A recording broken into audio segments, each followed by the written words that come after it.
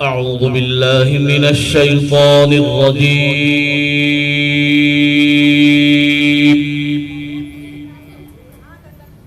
بسم الله الرحمن الرحيم.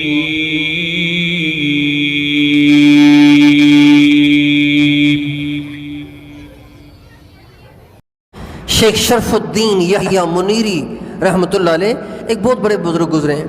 انہوں نے اپنے مکتوبات میں لکھا ہے کہ شیطان نے اللہ تعالیٰ کے دربار میں 8 لاکھ برس عبادت کی. کتنے برس؟ 8 لاکھ سال اس نے عبادت کی. 8 لاکھ سال اس نے عبادت کی اور 8000 برس اس نے دربار خصوصی میں اعتکاف بھی کیا. 8000 برس اعتکاف کیا, 8 لاکھ سال اس نے عبادت کی, لیکن مردود ہو گیا, ملعون ہو گیا. کیوں؟ کہ جب اللہ تعالیٰ نے فرمایا اسجدوا لآدم, میں نے آدم کو بنایا ہے, سب کے سب اس کے سامنے سجدہ کرو. سجدہ تو کرنا تھا اللہ کو, سجدہ تو کرنا تھا اللہ کو, لیکن آدم علیہ السلام کی تعظیم میں کرنا تھا. اسجدوا لآدم, آدم کے لیے سجدہ کرو. تو سارے فرشتے تو سجدے میں گر گئے. شیطان اکڑ کے کھڑا ہو گیا اور کہنے لگا خلقتنی من نار وخلقتہ من طین, اے اللہ آپ نے مجھے آگ سے بنایا, اس کو مٹی سے بنایا. مٹی تو گھٹیا ہے, آگ تو بڑھیا ہے, تو جب میں آگ سے بنا ہوں تو میں بھی تو بڑھیا ہوا.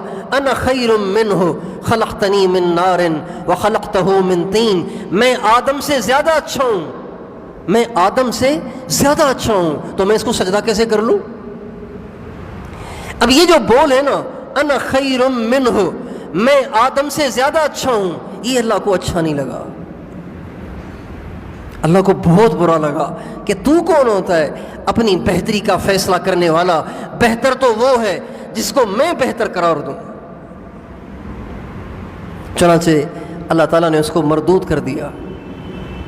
یہ تکبر اتنی بڑی بیماری ہے.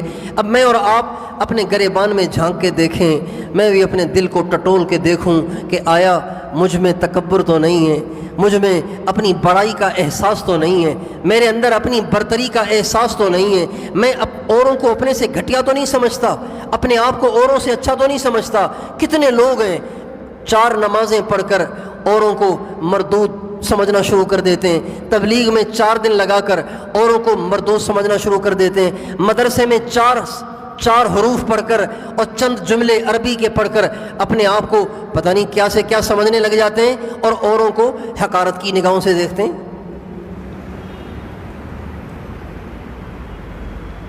یہ تکبر اتنی بڑی بیماری ہے. اس لیے آپ ہمارے اکابر کی زندگیاں اٹھا کے دیکھیں گے نا, ہمارے اکابر کی زندگیاں جنہوں نے ساری دنیا میں اسلام کا پیغام پہنچایا, ساری دنیا کے انسانوں کو اللہ کی ذات سے جوڑا, کروڑوں لوگوں کو اللہ نے ان کے ذریعے سے ہدایت دی. آپ ان کی زندگیاں دیکھیں گے, اتنی ان میں تواضع ہے, اتنی ان میں خاکساری ہے, اتنی ان میں انکساری ہے کہ آدمی دنگ رہ جاتا ہے کہ یہ اتنے بڑے بڑے لوگ کتنی تواضع سے متصف تھے. ہمارے بزرگ گزرے حضرت مولانا محمد الیاس صاحب رحمۃ اللہ علیہ, جنہوں نے تبلیغ کا کام شروع کیا, تبلیغ کے بانی مولانا الیاس صاحب. ان کے پاس میواتی آتے تھے تو وہ ان کو کلمہ سکھاتے, نماز سکھاتے, دین کی موٹی موٹی باتیں سکھاتے. ان کی زبانیں موٹی, ان کی زبان پہ نہیں چڑھتا تھا کلمہ, تو مولانا ان پہ زور لگاتے, محنت کرتے اور ان کی ذہن سازی کرتے, تو وہ انہی کے پاس ٹھہرے رہتے. اچھا, جب ان کے پاس ٹھہرے رہتے تو اس زمانے میں WC سسٹم تو تھا نہیں, اس زمانے میں تو ایسے ہی بس 2 اینٹیں رکھی جاتی تھیں, وہیں پاخانہ, وہیں فارغ ہو جاتے تھے لوگ. تو مولانا الیاس صاحب رحمۃ اللہ علیہ سارا دن ان میواتیوں پہ محنت کرتے تھے. جب وہ رات کو سو جاتے تھے تو ان کے پاخانے کو اپنے ہاتھوں سے اٹھاتے, تغاری میں ڈال کر اپنے سر پہ اٹھا کر جا کے جنگل میں پھینک کے آتے تھے. پھر اپنے ہاتھوں کو پاک کرتے اور وضو کرتے اور 2 رکعت شکرانے کی پڑھتے تھے.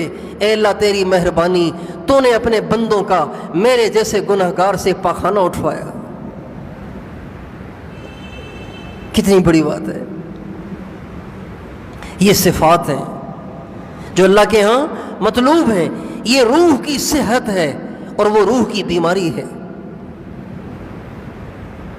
ادھر تو اگر ہم سے کوئی ہماری طبیعت کے خلاف بات کر لے، ہماری شان کے خلاف کوئی لفظ بول دے، ایک دم ہمارے تیور تبدیل ہو جاتے ہیں، ہماری طبیعتوں میں غصہ آ جاتا ہے، ہم بے اکرامی پہ اتر آتے ہیں، جھگڑے پہ اتر آتے ہیں اور اس کے بارے میں اپنا دل خراب کر لیتے ہیں. یہ ساری روح کی بیماریاں ہیں.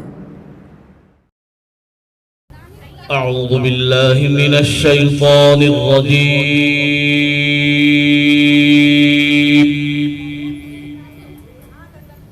بسم الله الرحمن الرحيم.